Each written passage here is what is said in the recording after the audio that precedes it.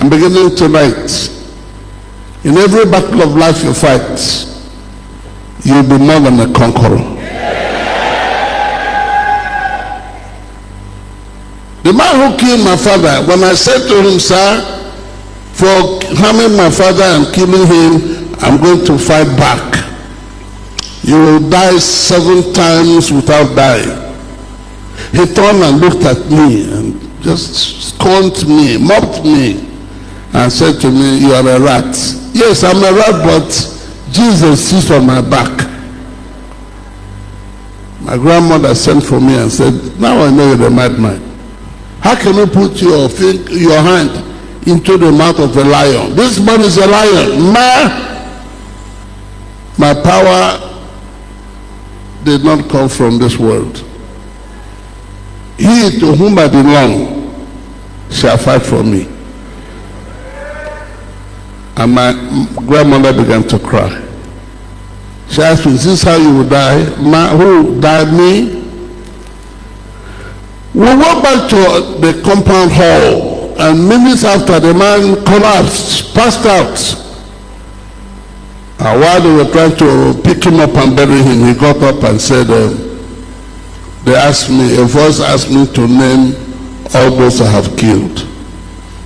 And they began to name those he had killed, which included my father. His ex-mates came and asked me, what do you get this your juju? What juju? I don't need juju to fight this type of battle. I just need spoken word. Right where you are sitting this night, if you know who you are, you don't need any weapon or juju to fight any enemy. You need only words, spoken word. Well, last year, native doctors from my village said I had destroyed the efficacy of their power. I just laughed. And then they were going to kill me, which was okay by me. Because you can't kill me without God's approval. Are you still here? Can you imagine God assigning angels to fight your every battle? How many of you will be happy to have this angel fight for you? Let me see your hand raised up. Men and brethren, we belong to a kingdom, the kingdom of God. When Boko Haram boys said to Pastor Joe, tell Oga we want to follow him to you and let him teach us what we can do, every gun aimed at us will not harm us. I was amazed because we are from 2 different kingdoms. I can't teach them the secret of heaven. Am I allowed? No. Right where you are. Let's take that Bible passage again and write it down. Please, write it down. I want you to have good knowledge of who you are and what this God can do for you. You are not an ordinary person. The King of Kings who rules over your kingdom will fight your every battle for you. Yes, sir. Job chapter 1 verse 10. Has not thou made an age about him? Who was speaking here? This is God or Satan? No, Satan was telling God, have you not built a hedge round about Job because he's your child? And about his house. And about his house. And about all that he had. On every and about side. all that he has. On every side. On every side. Can you raise your hand and say, God has raised a protection on every side of my life? Every side of my life. No, say it well. Every side of my life.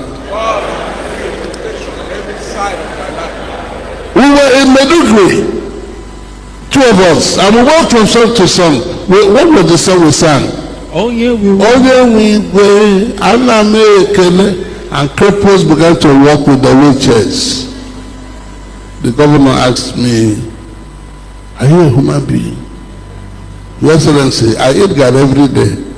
And there's what they call Ukpai every day. I hear that one destroys, what did they say Ukpai does? It destroys every sickness in your system.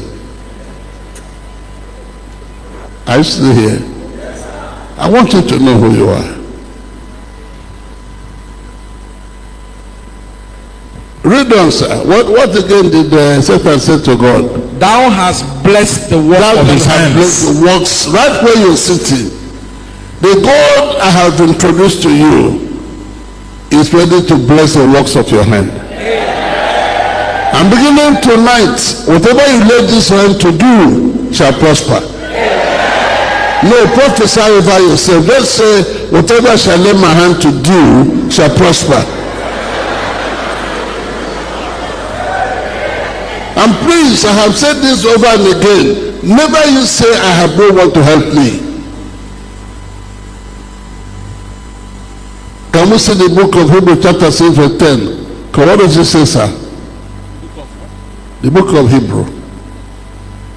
He said he will never... Chapter 13 verse 5. No, that one is different. We are talking about where God said, I'll never forget your labor of love. Chapter 6 verse 10. And that's what I said, chapter 6 verse 10. I want you to hear what God says to you this night. For God is not unrighteous. God is not unrighteous to forget your work, your labor of love. Labor of love, yes, which ye have showed towards his name, in that ye have ministered to the saints and do be ministered. This God says you will never forget your labor of love. I pity those who raise offering amongst us. They will spend so much energy to convince you of the blessings of serving God. This God says he will never forget your labor of love. If you are among those who give offering with all your heart, the man who called David and said, I cannot give an offering that did what? Cost me nothing.